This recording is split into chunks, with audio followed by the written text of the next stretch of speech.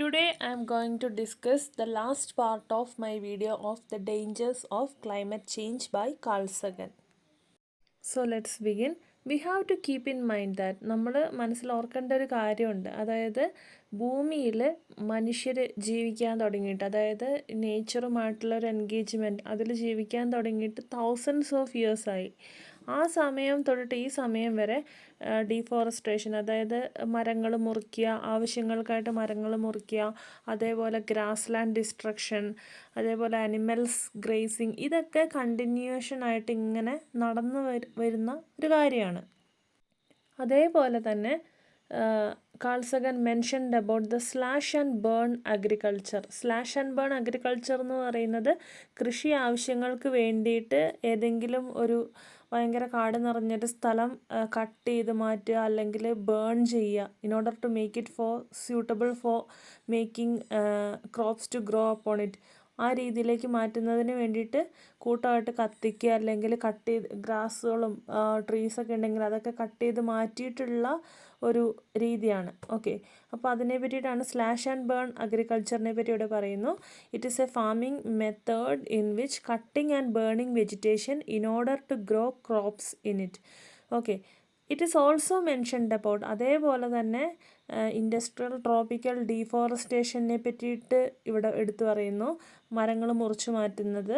അതേപോലെ over gracing, okay, gracing, okay, അതുപോലത്തെ over gracing, അതിനെ പറ്റിയിട്ടാണ് ഇവിടെ എടുത്തു പറയുന്നത്, ആർ വെരി കോമൺ ടുഡേ. അതായത് അനിമൽസിന് ആവശ്യമായിട്ടുള്ള ഒരു ഗ്രാസ്, അതിൻ്റെ ഒരു അവൈലബിലിറ്റിക്ക് പുറമെ ഓവർ ഗ്രേസിങ്, അത് ശരിക്കും പറഞ്ഞു കഴിഞ്ഞാൽ ഈ വെജിറ്റേഷനെ ദോഷകരമായിട്ട് ബാധിക്കുന്ന ഒന്ന് തന്നെയാണ് എന്നാണ് പറയുന്നത്. Next, some common types of vegetation, അതായത് ഫോറസ്റ്റ്, ഗ്രാസ് ലാൻഡ്, ഡെസേർട്ട്. ഇതിൻ്റെ ഒരു കമ്പാരിസൺ അവിടെ പറയുന്നുണ്ട്. ഫോറസ്റ്റ് എന്ന് പറയുന്നത് വളരെയധികം തിങ്ങി നിറഞ്ഞ രീതിയിലായിരിക്കും ഉണ്ടാവുക. അപ്പോൾ അതിൻ്റെ ഉള്ളിലൊക്കെ ഡാർക്കർ ആയിരിക്കും. റീസൺ എന്ന് പറയുകയാണെങ്കിൽ സൂര്യപ്രകാശം അധികം അടിക്കാത്ത രീതിയിലായിരിക്കും ഉണ്ടാവുക. അപ്പോൾ നാച്ചുറലി ഫോറസ്റ്റിൻ്റെ ഉള്ളിലൊക്കെ ഒരു കൂൾനെസ് ഉണ്ടാവും. അതുപോലെയല്ല ഗ്രാസ് ലാൻഡ്. ഗ്രാസ് ലാൻഡ് എന്ന് പറയുമ്പോൾ ഫോറസ്റ്റിൻ്റെ അത്രയും ഡാർക്കർ ആയിരിക്കില്ല, എന്നാലും ഏറെക്കുറെ ആ രീതിയിലാണ്. Next, it is mentioned about desserts. അപ്പോൾ ഇത് മൂന്ന് രീതിയിലുള്ള അറ്റ്മോസ്ഫിയർ ആയിരിക്കും ഈ 3 സ്ഥലങ്ങളിലും ഉണ്ടാവുക. വേറൊരു കാര്യം എന്ന് പറയുന്നത്, amount of sunlight that is absorbed by the ground has been declining. അപ്പോൾ ഈ രീതിയിലുള്ള സ്ഥലങ്ങളിലൊക്കെ എന്ന് പറഞ്ഞു കഴിഞ്ഞാൽ ലാൻഡ് സൺലൈറ്റ് അബ്സോർബ് ചെയ്യുന്ന ആ ഒരു പ്രോസസ്സ് അവിടെ നടക്കുന്നില്ല. And by the changes in the land use we are lowering the surface temperature of our planet. Okay, അപ്പോൾ ഇങ്ങനെ അതേപോലെ തന്നെ ലാൻഡ് യൂസ്, അതായത് ആൾക്കാരുടെ ഇൻ്റലിജൻറ്റ് മൈൻഡോട് കൂടിയിട്ടുള്ള ഭൂമിയോടുള്ള സമീപനം, അതെല്ലാം തന്നെ ഭൂമിയെ നല്ല രീതിയിൽ ബാധിക്കുന്നുണ്ട് എന്നാണ് പറയുന്നത്. Earth's albedo increases which results in the decreasing amount of sunlight absorbed by the surface. ആൽബെഡോ എന്താണെന്ന് അവിടെ പറഞ്ഞിട്ടുണ്ട്, which means the ability of the surface to reflect the sunlight. അതുകൊണ്ട് തന്നെ ഇവിടെ സൂര്യപ്രകാശം അടിക്കുന്ന സമയത്ത് എന്താ സംഭവിക്കുന്നത്, പെട്ടെന്ന് തന്നെ reflecting back to the atmosphere, അതാണ് സംഭവിക്കുന്നത്. അതായത് ലാൻഡ് അധികം സൂര്യപ്രകാശം അബ്സോർബ് ചെയ്യാത്ത രീതിയിലേക്ക് മാറുകയാണ് ഇവിടെ ചെയ്യുന്നത്. Next, Carl Sagan is again mentioning about the Earth as a blue planet. നമ്മുടെ ഈ എർത്ത് എന്ന് പറയുന്നത് നമ്മൾ സേഫായിട്ട് ജീവിക്കുന്ന ഈ ഒരു പ്ലാനറ്റ്. ഓക്കെ, ആ ഒരു പ്ലാനറ്റിൽ നമ്മൾ എത്രമാത്രം സേഫാണ് എന്ന രീതിയിൽ നമ്മൾ ഒന്നും കൂടെ ചിന്തിക്കണം ഇപ്പോൾ. പക്ഷേ വീനസിനെ പോലെയുള്ള വേറൊരു പ്ലാനറ്റിനെ ചിന്തിക്കുക. Venus, the other planet which is so hot, അതായത് അവിടെ എന്ന് പറഞ്ഞു കഴിഞ്ഞാൽ സൂര്യൻ്റെ ഒരു ക്ലോസ് ആയിട്ടുള്ള ഒരു പ്രോക്സിമിറ്റി കാരണം ആ ഒരു പ്ലാനറ്റ് വളരെയധികം ചൂട് നിലനിൽക്കുന്ന ഒരു പ്ലാനറ്റാണ്. മാർസിൻ്റെ കേസിലാണെങ്കിൽ എന്താണ്, അവിടെ ഭയങ്കര കോൾഡാണ് അല്ലേ, ഒരു ഐസ് കൊണ്ട് നിറഞ്ഞ രീതിയിലാണ് അവിടെ ഉള്ളത്. അപ്പോൾ ശരിക്കും പറഞ്ഞു കഴിഞ്ഞാൽ നമ്മളുടെ എർത്ത് എന്ന് പറയുന്നത് നമുക്കൊരു ഹെവൻ തന്നെയാണെന്ന് നമ്മളൊന്ന് ചിന്തിക്കുക. But above all the earth is a heaven for humans, but this pleasing climate may not stay for ever. പക്ഷേ ഇവിടെ കാൾ സഗൻ നമുക്കൊരു വാർണിംഗ് തരികയാണ്. നമ്മൾ ഇന്ന് ജീവിക്കുന്ന ഒരു ലൈഫ് സ്റ്റൈൽ ഈ രീതിയിലാണ് മുമ്പോട്ട് പോകുന്നതെങ്കിൽ ഈ ഒരു ഇപ്പം നിലനിൽക്കുന്ന ഈ ഒരു ക്ലൈമറ്റ് എല്ലാം അധികകാലം മുമ്പോട്ടേക്ക് ഇതേപോലെ നമുക്ക് എക്സ്പെക്റ്റ് ചെയ്യാനായിട്ട് പറ്റില്ല. നമ്മളുടെ ഫ്യൂച്ചർ ജനറേഷൻ അവർക്ക് ഈ രീതിയിലൊരു പ്ലസൻറ്റ് ക്ലൈമറ്റിൽ ജീവിക്കാൻ പറ്റുമെന്ന് ഒരുറപ്പും പറയാനില്ല എന്നാണ് പറയുന്നത്. We are actually making our poor planet anxious in many ways. Carl Sagan പറയുകയാണ്, ഹ്യൂമൻ ബീങ്സ് ഇവിടെ ജീവിക്കുന്ന ആൾക്കാർ ഭൂമിയോട് പെരുമാറുന്ന ഒരു ആറ്റിറ്റ്യൂഡ് വെച്ച് നോക്കുകയാണെങ്കിൽ പുവർ പ്ലാനറ്റ്, ആ പുവർ പ്ലാനറ്റിന് എന്നും ഒരു ടെൻഷനിലാണെന്നാണ് പറയുന്നത്. ആ പ്ലാനറ്റിൻ്റെ ഒരു എക്സിസ്റ്റൻസിനെ ദോഷകരമായിട്ട് ബാധിക്കുന്ന രീതിയിലാണ് ഇവിടെയുള്ള ആൾക്കാർ ഭൂമിയോട് പെരുമാറുന്നത്. We don't know the result of leading our planet's environment like that of hell-like atmosphere in Venus. അപ്പോൾ ഒന്ന് ചിന്തിക്കുക, വീനസിൻ്റെ ക്ലൈമറ്റ് എങ്ങനെയാണ്, അവിടെയുള്ള ഒരു പ്രതലം എങ്ങനെയാണ്, അതൊക്കെ നമുക്കറിയാം. വളരെ ഹോട്ടായിട്ട് നിലനിൽക്കുന്ന ഒരു പ്ലാനറ്റ്. ഓക്കെ, അപ്പോൾ ആ രീതിയിലേക്ക് നമുക്ക് നമ്മളുടെ പ്ലാനറ്റിനെ ഒന്ന് ലീഡ് ചെയ്യണോ, ഒരു ക്വസ്റ്റ്യൻ മാർക്കാണ്. Okay, or ever global ice age of Mars, അല്ലെങ്കിൽ എർത്തിൻ്റെ തൊട്ട് പുറകിലുള്ള മാർസ്, അവിടുത്തെ എന്താണ്, അവിടെ ഒരു ഐസേജ്, എന്നും ഐസും കൊണ്ട് മൂടി ഇരിക്കുന്ന രീതിയിലാണ് മാർസ് ഉള്ളത്. അപ്പോൾ ആ രണ്ട് പ്ലാനറ്റ്സിൻ്റെ ഒരു കണ്ടീഷൻ വെച്ച് നോക്കുകയാണെങ്കിൽ അവിടെ ഹ്യൂമൻ ബീങ്സിനെ പോലെയുള്ള ആൾക്കാർക്ക് ഒരിക്കലും ജീവിക്കാൻ പറ്റാത്ത രീതിയിലാണുള്ളത്. അപ്പോൾ അതിൻ്റെ ഒരു നടുക്കാണ് എർത്ത് ഉള്ളത്.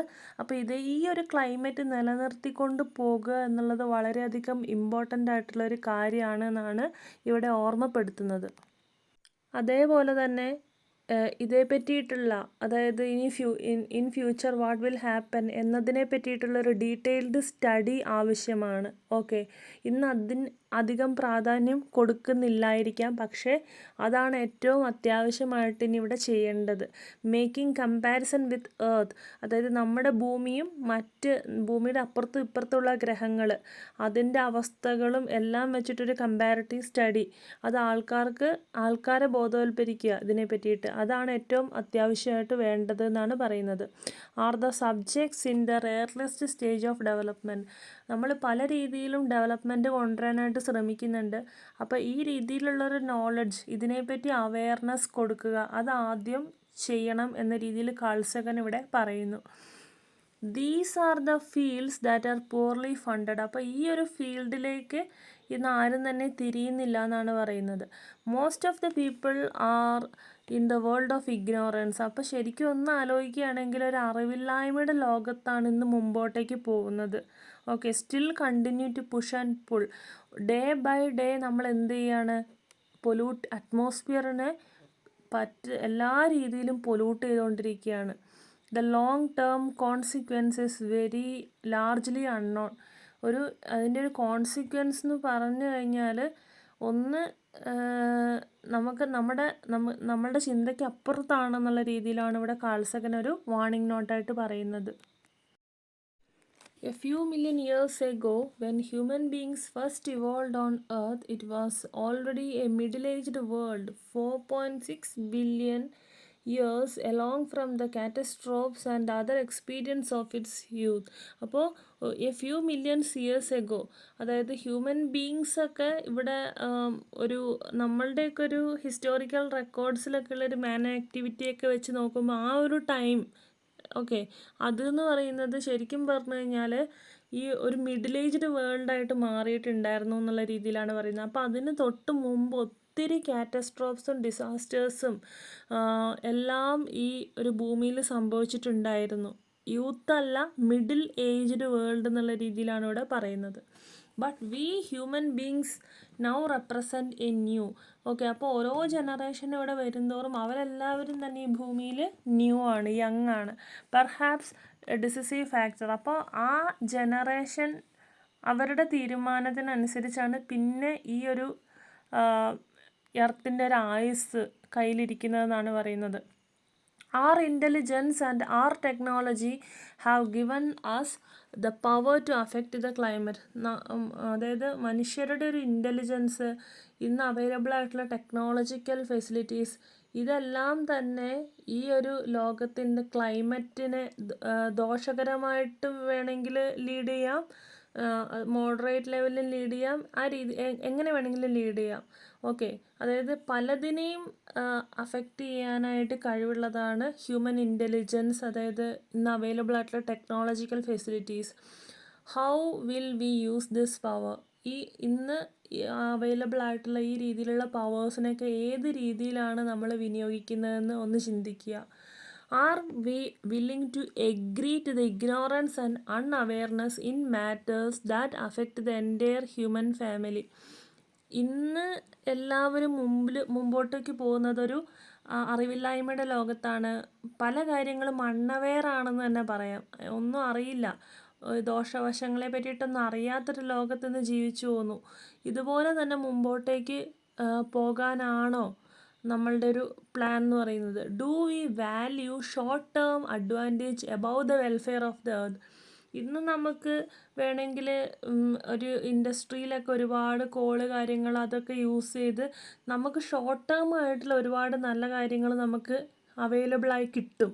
ഓക്കെ, അതിന് ആണോ നമ്മൾ ഇമ്പോർട്ടൻസ് കൊടുക്കേണ്ടത്, അതോ അതിൻ്റെയൊക്കെ മേലെ എർത്തിൻ്റെ ഒരു സസ്റ്റൈനബിലിറ്റി, എർത്തിൻ്റെ ഒരു ഗുഡ്നെസ്, വെൽഫെയർ, സേഫ്റ്റി, അതിനാണോ ഇമ്പോർട്ടൻസ് കൊടുക്കേണ്ടത് എന്നാണ് ചോദിക്കുന്നത്. ശരിക്കും നമ്മൾ രണ്ടാമത് പറഞ്ഞ ഈ കാര്യത്തിന് വേണം ഇമ്പോർട്ടൻസ് കൊടുക്കാൻ. മാക്സിമം നമ്മൾ പൊല്യൂഷൻ കുറയ്ക്കുക, അങ്ങനത്തെ കാര്യങ്ങൾക്കൊക്കെ ഫോക്കസ് കൊടുക്കാനാണ് ഇവിടെ കാൾ സഗൻ പറയുന്നത്.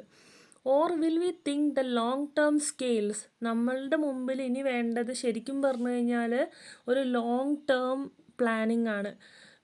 Okay, concern for our children and our grandchildren. അതായത് നമ്മളുടെ ഒരു സെൽഫിഷ് ആറ്റിറ്റ്യൂഡോടുകൂടി മുമ്പോട്ട് പോയാൽ മാത്രം പോരാ, നമ്മളുടെ യങ് ജനറേഷൻ വളർന്നു വരുന്ന അവരെ ഓർക്കണം. അവർക്കും ഒരായുസ് ഇവിടെ ജീവിക്കാനുള്ളതാണെന്ന് ഓർക്കണം. അവരുടെ ഗ്രാൻഡ് ചിൽഡ്രനെ നമ്മളൊന്ന് മനസ്സിലോർക്കണം. അതൊക്കെ മുന്നിൽ കണ്ടു വേണം നമ്മൾ ഓരോ കാര്യങ്ങളും ഇവിടെ ചെയ്യാനായിട്ട്. To understand and protect the complex life support systems of our planet as a whole. ഒരു കുറേ ഇതേപോലൊരു മില്യൺസ് ഓഫ് ഇയേഴ്സ് ഈ ഒരു എർത്തിൻ്റെ സസ്റ്റൈനബിലിറ്റി അതിന് മുമ്പിൽ കണ്ടു വേണം നമ്മൾ ഓരോ കാര്യങ്ങളും ചെയ്യാൻ. ഓർ വിൽ വി തിങ്ക് പിന്നെന്താ ചോദിക്കുന്നത്? അതാണ് ഇവിടെ ലാസ്റ്റായിട്ട് ഒന്നും കൂടെ പറയുന്നത്. Or will we think on the longer term scales with concern of our children and our grandchildren. അപ്പോൾ രണ്ടാമത് ഈ പറയുന്ന കാര്യങ്ങൾക്ക് ഫോക്കസ് കൊടുത്ത് ഓരോരുത്തരും ജീവിക്കുക. സെൽഫിഷായിട്ട് ഇരുന്ന് കഴിഞ്ഞാൽ അത് സംഭവിക്കില്ല എന്നാണ് പറയുന്നത്. നമ്മൾ നമ്മുടെ യങ്ങർ ജനറേഷനോട് ചെയ്യുന്ന ഒരു ക്രൂരതയാണ് എന്നുള്ള രീതിയിലാണ് ഇവിടെ പറയുന്നത്. The earth is a tiny fragile world, it needs to be cherished.